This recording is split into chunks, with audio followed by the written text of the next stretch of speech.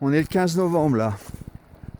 Depuis le 15 mai, on n'a presque pas pris d'eau, pas de pluie. C'est une vraie catastrophe là.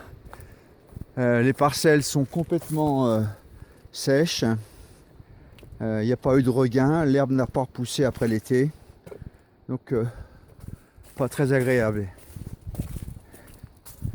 De plus, le petit ruisseau qui me sert pour la petite turbine Pelton, je vous y amène d'ailleurs là, est presque à sec, donc impossible de la faire fonctionner. La turbine se situe à peu près à 150 mètres de la maison.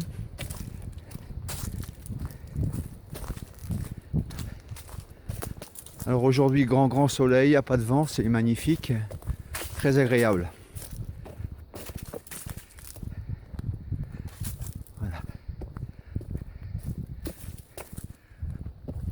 Voilà l'emplacement où j'ai positionné pour l'instant la petite turbine. Donc pas assez d'eau pour la faire tourner.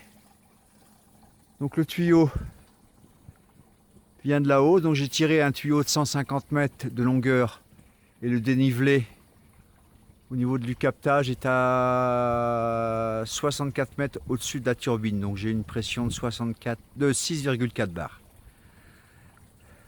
Vous voyez le ruisseau généralement passe ici. Vous voyez là. Il est à sec pour ainsi dire, il y a un filet d'eau qui passe. C'est pas suffisant pour pouvoir faire tourner la turbine.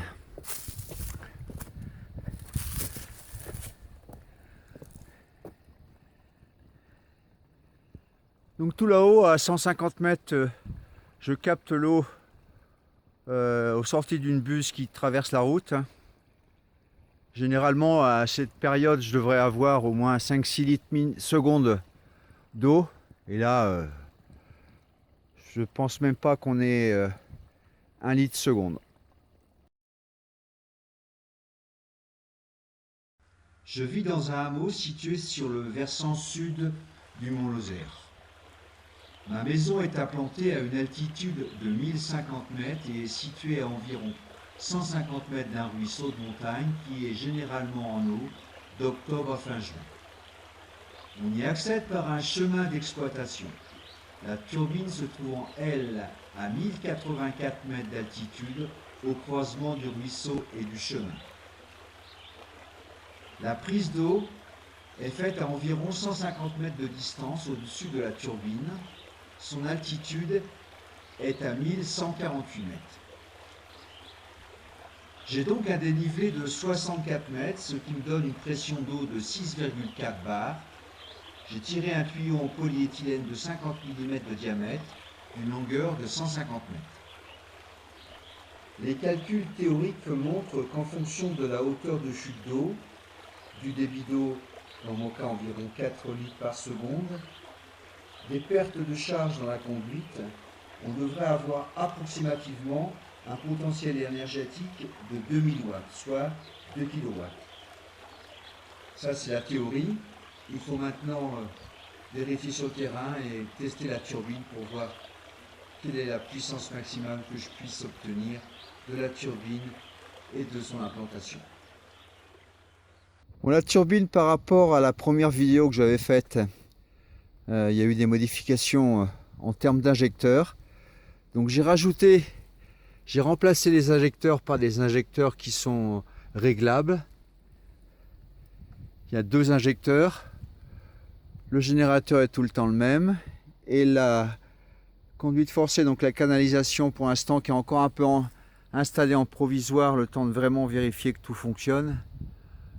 C'est un tube en polyéthylène de 50 mm qui descend du captage.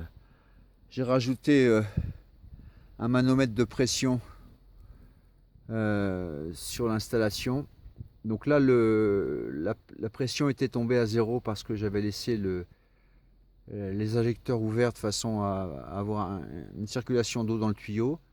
J'ai refermé l'injecteur, donc le tuyau va se remplir. Je vais peut-être pouvoir vous faire voir le fonctionnement de la turbine, mais pendant une trentaine de secondes avant que le tuyau se vide et que la turbine s'arrête. L'eau s'évacue de la turbine, enfin de la gamelle là, par un tuyau que j'ai enterré juste sous le chemin. Elle ressort là. Et après elle rejoint le ruisseau là, une dizaine de mètres en dessous. Donc très peu de prélèvement et de toute façon à 200 mètres là, on retourne au Tarn. Le Tarn se situe donc derrière le bois qu'on voit en face là. Donc j'ai bricolé un petit support en tube qui me permettent de mettre un capot par-dessus. Donc le capot c'est simplement le dessus d'une ancienne caisse de transport pour les chiens qui me permettent de protéger le générateur de la pluie éventuellement. Et comme on est abrité là sous ce gros rocher, on risque pas des inondations d'eau par le nord. J'ai décidé d'installer la turbine au niveau du chemin.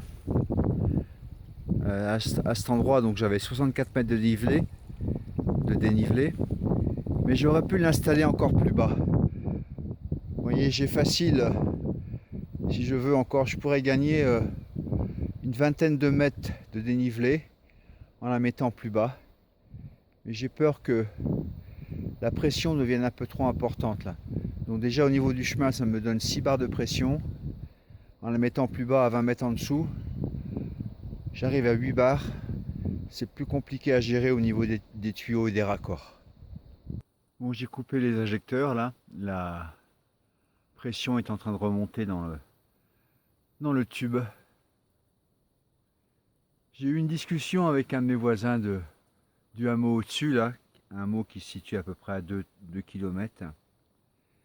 Eugène, il a 97 ans. Voilà, 97 ans. Il m'a dit que de mémoire, il n'avait jamais vu une sécheresse comme celle qu'on a eue cette année en 2017 là.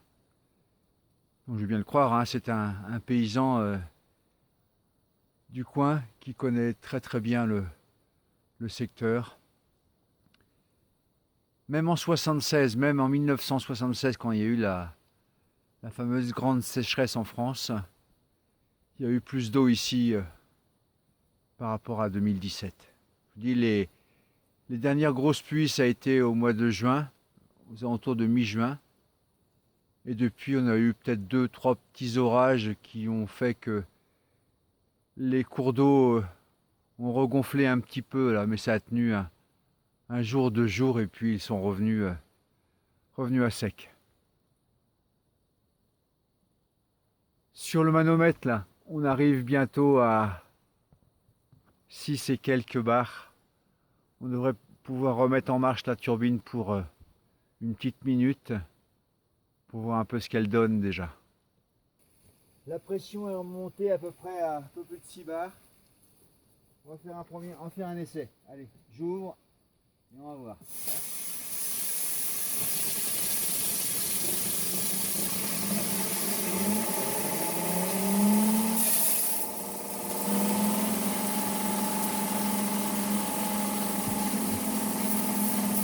Bon là j'ai une charge à peu près de 250 watts. La pression baisse vite parce que c'est la pression dans le tuyau. Et on tient la puissance.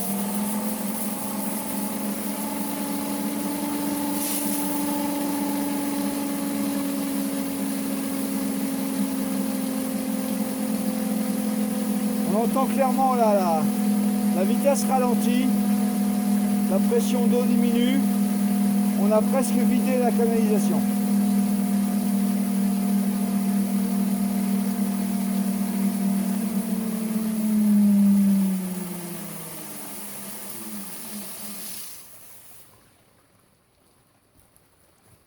Bon là ça montre que ça fonctionne. Dès que l'eau sera revenue dans le ruisseau, on pourra la faire marcher en continu. La théorie veut, en fonction de de la hauteur de chute et de la longueur de tuyau et du nombre de litres d'eau par seconde que je devrais pouvoir obtenir une puissance maximum avec cette turbine, enfin avec la chute d'eau, une puissance mécanique d'à peu près 1500 watts. Donc si déjà la turbine m'en restitue 524 heures sur 24, ça sera une belle réussite.